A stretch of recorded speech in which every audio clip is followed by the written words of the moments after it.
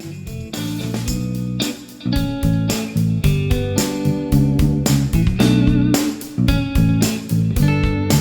ritrovati con il Bocca, che sarei io naturalmente.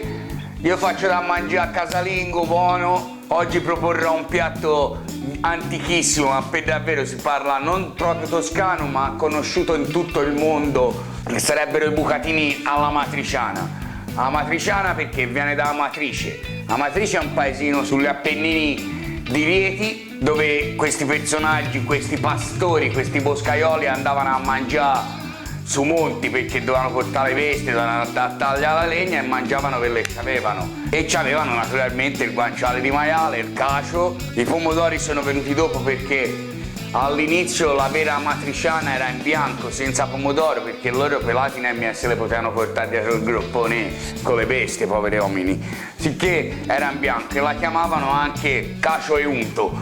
Questa è la versione più moderna, si parla già del 1700 mi sembra. La matriciana è stata esaltata nei più grandi, prima di tutto a Roma, che sapete Roma caput mondi, ci vanno tutti e hanno assaggiato questi bucatini che sono talmente facili da cucinare e talmente buoni da mangiare che hanno spopolato in tutto il mondo. E grazie a questo Amatrice, che è un paesino di ora di 2000 abitanti, prima c'era un po' di più ma tanti, è diventata famosa in tutto il mondo. E una volta era all'Isola d'Elba, ve lo raccontare questa cosa qui perché è una cosa che mi è rimasta a mente, sono passati più di 20 anni. Io lavoravo, facevo il cameriere e c'era questo ragazzo qui che era un cliente di questo ristorante che spesso e volentieri veniva, che era di Amatrice e che una volta appena mi mette le mani addosso perché ignorantemente avevo detto che la matriciana si faceva con le cipolle. Invece è sbagliatissimo perché la matriciana è proprio 4 alimetti e basta, punto e issati, non si sbaglia. E ora ve le fa anche vedere cosa ci vuole.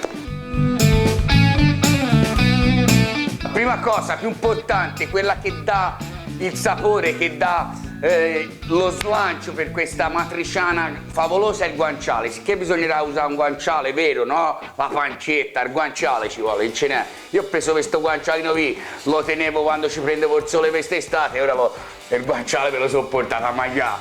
Comunque, a parte gli scherzi, questo è del mio amico Norcino di Piazza Cavallotti, lui lo fa da solo, è roba sua, fatta da lui, il pepato speziato, messo lì a asciugare. Sono sicuro che non mi deluderà come non mi ha mai deluso fino ad ora. Poi cosa ci vuole? Del pecorino romano, vero pecorino romano speciale, bucatini e pelati. Circa, noi siamo 4-5 persone, infatti butterò mezzo chilo di bucatini e ci vorrà circa 500 grammi di pelati. Olio non ci vuole questa volta qui perché l'olio costava a quei tempi e su molti se lo portavano, tanto l'olio lo farà il nostro guanciale, scioglierà il grasso del guanciale che servirà per condire tutto. Ah, mi scordavo, ci vorrà un po' di pepe e il pepe ci vuole macinato sopra insieme al pecorino romano che daranno sapore senza bisogno di aggiungere troppo sale. Allora, iniziamo subito la preparazione della famosa matriciana. La prima cosa da fare sarà prendere un pezzo di guanciale, lo divido a metà, mezzo poi lo lascerò attaccato da qualche parte a farlo ritirare un altro pochino. Vedete che bellezza.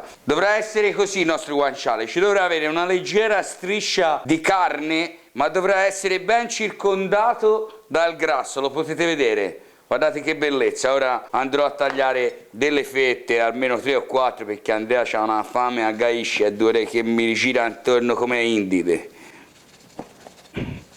Per 4-5 persone ci vuole 3 belle fette così, ve lo dico, anche di più, seconda, ne leviamo bene la cotennina questa qua, di solito lo vendono anche senza, noi si va direttamente da chi produce per mangiare il meglio, perché per fare la matriciana fanno tutti, ci vuole mia nulla. Mi raccomando, le cipolle non ce le mettete, chi vi ce le mette fa una pasta che non è la vera originale. Io ce ne metto un'altra fettina, Andre, cosa dici? Per me ce la puoi mettere tutta.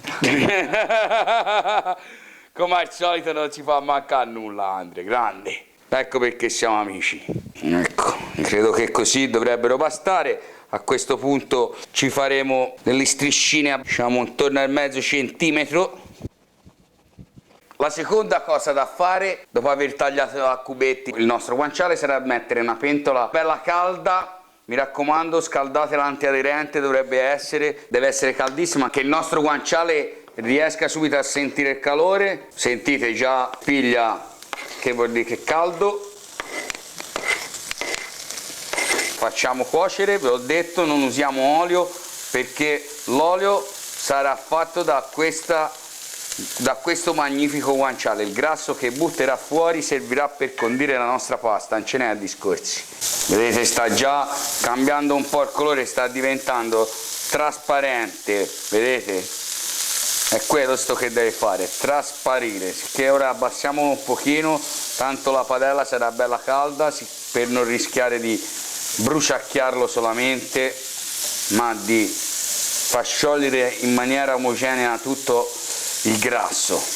Mi raccomando, prima di fare tutto questo mettiamo già l'acqua a bollire, così che io appena proprio acqua salata, mi raccomando, così appena io ho finito di fare questa salsina, quando vedo che stanno già ritirando, ora butterò i nostri bucatini per poter mangiare tutto insieme.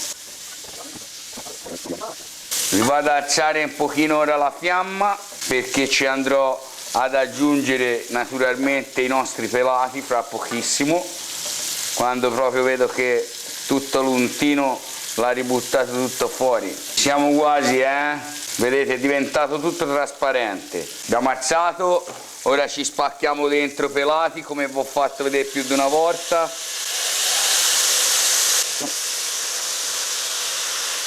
Fatelo veloce perché bustonate, io oramai non sento più nulla, faccio anche un po' di asino, un pochino d'acqua e via così.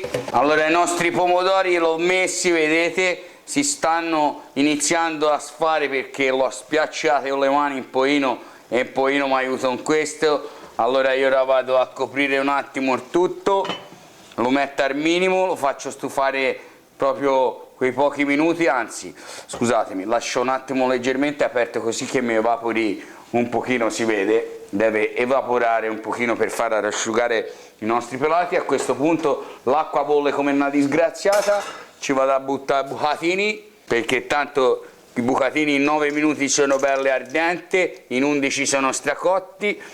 Io le vado a buttare, in 10 minuti la nostra salsina è bella e che è pronta, ve lo dice il bocca. Vado a tappare per far riprendere un attimo il bollore all'acqua della pasta. Vado a controllare il sughino che proceda tutto come debba. Guardate lì, vedete? Non so cosa dirvi, non vedo l'ora di mangiarla io. Vero Andre? Vado a rigirare bene i nostri bucatini, se no mi si appicciano tutti. Ci vuole tanta acqua, ci dovrebbe andare, ve l'ho già detto una volta, per ogni etto di pasta 1 litro d'acqua dovrebbe averci la pentola, ve lo dico. Semplice, facile e matematico. E 10 grammi di sale per ogni litro. Sale nell'acqua ci si mette prima che inizi a bollire. Lo vado a stappare per far ritirare un attimo tutto questo sughettino. Vado a mettere proprio al minimo, stappato, così per qualche minuto tempo che la nostra pasta sia cotta. Eccoci, ci siamo, ora la vado a scolare la nostra pasta, bolle. È il momento, lo metto bello alto così che ci possa poi andare a saltare bene il nostro bucatino che sta finendo ora la cottura. Lo lavate almeno un paio di minuti prima, così vi rimarrà bello ardente da poter saltare e vi lascerà tutto l'amido dove deve rilasciarlo. Eccoci pronti, vado a buttarcelo. Qui ce n'è rimasto uno, cosa ti fa Andrea? Si lascia agli indiani? Guardate che bellezza, Non dovrà essere tanto pomodorosa, vedete? Non è proprio troppo pomodorosa, così deve essere, Non ci fate 800 quintali di pomodoro. Gli date una bella arrigirata così, guardate lì, è pronta, proprio amalgamata, lo vedete? Si è asciugata bene, la pasta ha raccolto il sughetto giusto. Io vado a dare un'altra.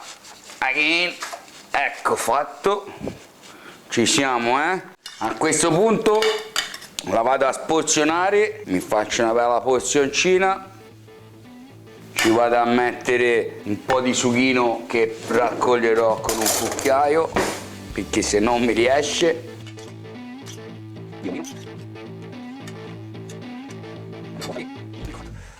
Dopo aver fatto questa cosa qui ci va una bella manatina di pecorino romano, mi raccomando, una bella grattata di pepe e non andrei a salare nulla perché ci ho messo il pecorino romano abbondante che ci deve stare. La pasta era salata e ecco la mia matriciana, spero che vi sia piaciuta come ve l'ho fatta io. Con questo voglio salutare tutti quanti e ringraziare tutti coloro che mi seguono. Un bacione a tutti quanti, alla prossima.